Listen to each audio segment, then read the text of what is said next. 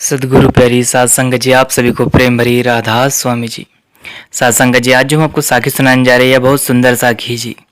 यह साखी एक बहुत ही प्यारे परिवार की है, जो कि बहुत ही प्रेमी सत्संगी थे।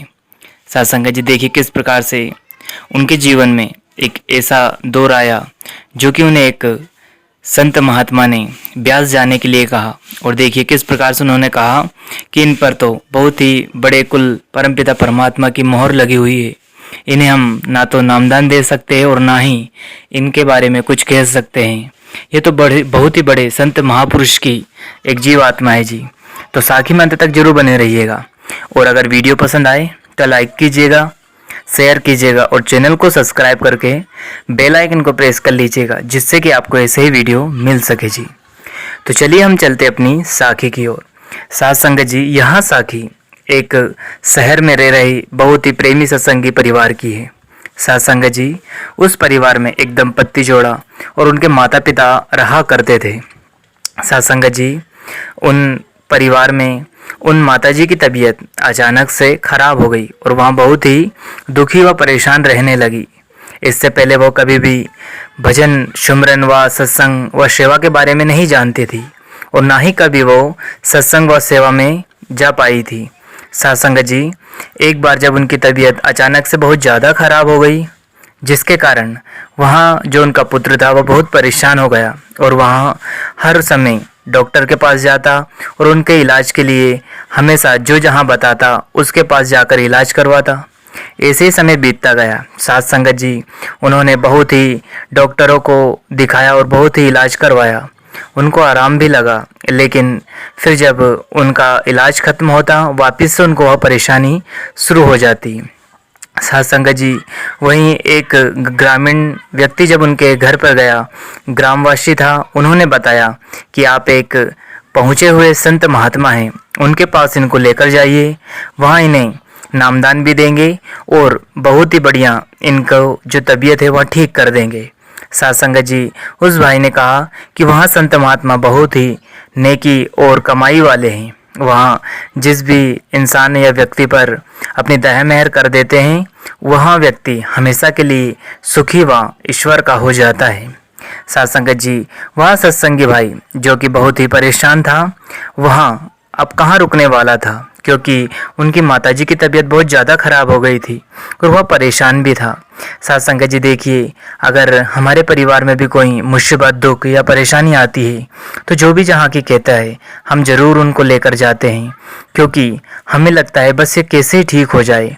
और हम तो उस कुल मालिक दाता दयाल से यही प्रार्थना करना चाहते हैं कि कभी किसी के घर में कोई दुख परेशानी ना आए जी, क्योंकि जिसके घर में दुख मुसीबत आती है वही जानता है कि उसके ऊपर कितनी परेशानियाँ और कितने संकट आते हैं। लेकिन देखिएगा, अगर संत सदगुरु को हमने अपने आप को समर्पित कर दिया और उनके हवाले हमने अपने आप को सौंप दिया, तो फिर क्या दुख और मुसीबत की मजाल कि हमें परेशान कर सके। तो साध संगत जी, देखिए अगली कड़ी में किस प्रकार से वहाँ भाई अपनी माताजी को लेकर संत सदगुरु की शरण में जाते हैं, जो कि बहुत ही नेक कमाई वाले थे।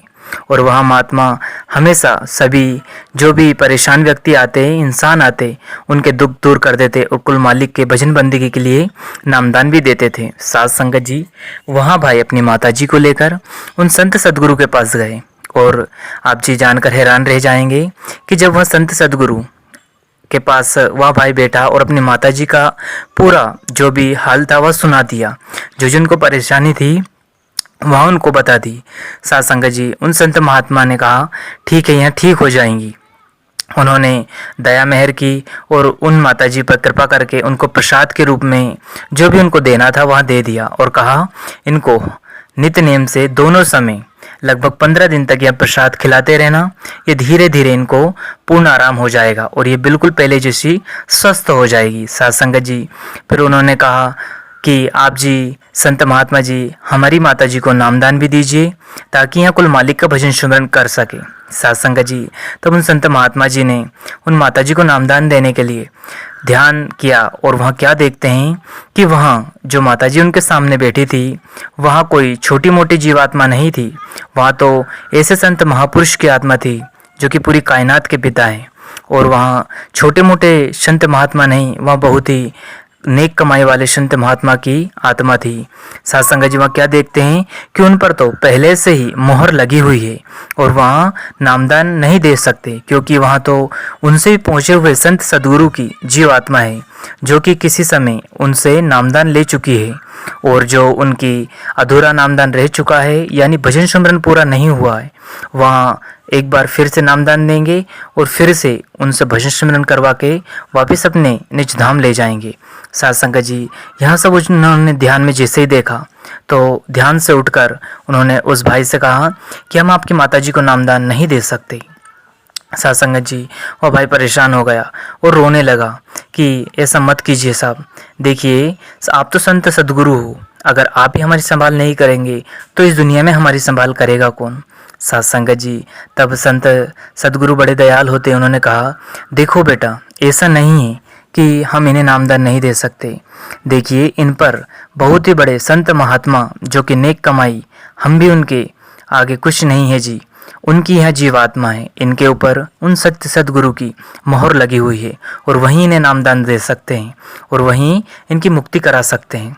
साथ संगत जी तब उन सत्संगी भाई ने कहा अब मैं उन संत महात्माओं को कहाँ ढूंढूं, आप जी के चरणों में विनती है, आप बहुत ही उच्च कोटि के संत हैं जी और बहुत ही नेक कमाई वाले हैं, आप कृपा करके मुझे बताइए कि वहाँ संत महात्मा है कौन और कहाँ मिलेंगे। साथ संगत जी तब उन संत महात्मा ने उस भाई की दीनता देखकर कहा कि ठीक है, और वहाँ संत सद्गुरु ध्यान में बैठे और उन्होंने देखा कि इन्हें आप ले जाइए और ब्यास जाकर राधा स्वामी सत्संग ब्यास सेंटर में इन्हें नामदान की बख्शिश होगी और वहीं संत इनको नामदान देंगे, क्योंकि यहाँ उनकी ही बिछड़ी हुई जीव है। साथ संगत जी यहाँ सुनकर वहाँ भाई अपनी माताजी को डेरा ब्यास ले जाते हैं और वहाँ ले जाकर उन्हें नामदान की लाइन में लगाते हैं। साथ संगत जी देखिए संत सद्गुरु दाता दयाल होते हैं, उन्हें पहली बार में ही नामदान की पर्ची मिल गई और संत सद्गुरु की दया ऐसी हुई कि उन्हें नामदान भी मिल गया।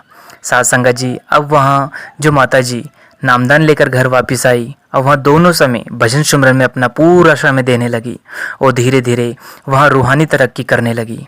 साथ संगत जी देखिए जब उनका अंत समय आया तो उन्होंने अपने परिवारजनों, अपने बेटे बहू सभी से कहा कि देखिए अब मेरा अंतिम समय आ गया है और मैं 1-2 दिन बाद अपने संत सद्गुरु के साथ अपने निज वतन जाने वाली हूँ। अब मैं जब प्राण त्यागूंगी तो मेरे संत सद्गुरु मेरे सामने ले जाने के लिए खड़े होंगे। आप सभी से विनती है, आप कोई भी रोएंगे नहीं और ना ही मेरा दुख मनाएंगे, क्योंकि मैं अपने निज वतन अपने पिता के घर जा रही हूँ। साथ संगत जी यहाँ सुनकर वहाँ सभी रोने लगे और कहने लगे कि माताजी आपने जब से नामदान लिया है और जब से आप भजन सिमरन करने लगी है, हमारे घर में एक अलग ही वातावरण और अलग ही खुशी आने लगी है।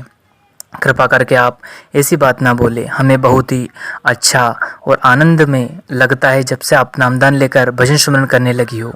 साथ संगत जी उनके घर का माहौल इस तरह से बदल गया था मानो 24 घंटे उनके घर में खुशहाली खुशहाली रहती। उन्होंने बहुत ही नेक कमाई की और जब 2 दिन बाद अंत समय आया तो सुबह से ही उन्होंने कह दिया कि आज शाम तक मेरे संत सद्गुरु मुझे लेने आएंगे, आप कोई भी रोएंगे नहीं, परेशान नहीं होएंगे, खुशी खुशी मुझे विदा करेंगे। साथ संगत जी आप जी जानकर हैरान रह जाओगे, शाम का वक्त था, उन्होंने प्राण त्याग दिए और संत सद्गुरु के साथ अपने निज वतन पहुंच गई। साथ संगत जी देखिए तो यहाँ होती है कुल मालिक की दया, वहाँ तो अपने जीवात्मा को जहाँ चाहे वहाँ पहचान सकता है। देखिए संत सद्गुरु जिस पर मोहर लगा देता है उसे वहाँ लेने जरूर आता है। इसी तरह से हमें भी जिन जिन को नामदान मिल चुका है या जो सत्संग में जाते हैं वह सभी संत सद्गुरु की जीव है और वहाँ हम सभी पर मोहर लगाकर भेजी है। देखिए हमें आज नहीं तो कल जरूर वहाँ लेने आएगा। इसलिए हम सभी से विनती करना चाहते हैं, आप जी अमृत वेले उठकर जब समय मिले आप भजन सुमरन को पूरा 2.5 घंटे का वक्त जरूर दीजिए और कोशिश करें कि अपनी श्वास श्वास में सुमरन को बसा ले और सुमरन करते रहें जी। सत्संग जी इसी के साथ अपनी वाणी को विराम देते हैं। अगर वीडियो पसंद आया हो तो लाइक कीजिएगा, शेयर कीजिएगा और चैनल को सब्सक्राइब करके बेल आइकन को प्रेस कर लीजिएगा, जिससे कि आपको ऐसी साखी मिल सके। और अगर हमारी साखी अच्छी लगी हो तो शेयर करना, ताकि इससे प्रेरणा लेकर अगर एक आध व्यक्ति को भी उस कुल मालिक के प्रति विश्वास और श्रद्धा और प्रेम जाग गया तो हमारा ये वीडियो बनाना सफल हो जाएगा जी। धन्यवाद। अंत में आप सभी को प्रेम भरी राधा स्वामी जी। शुक्रिया।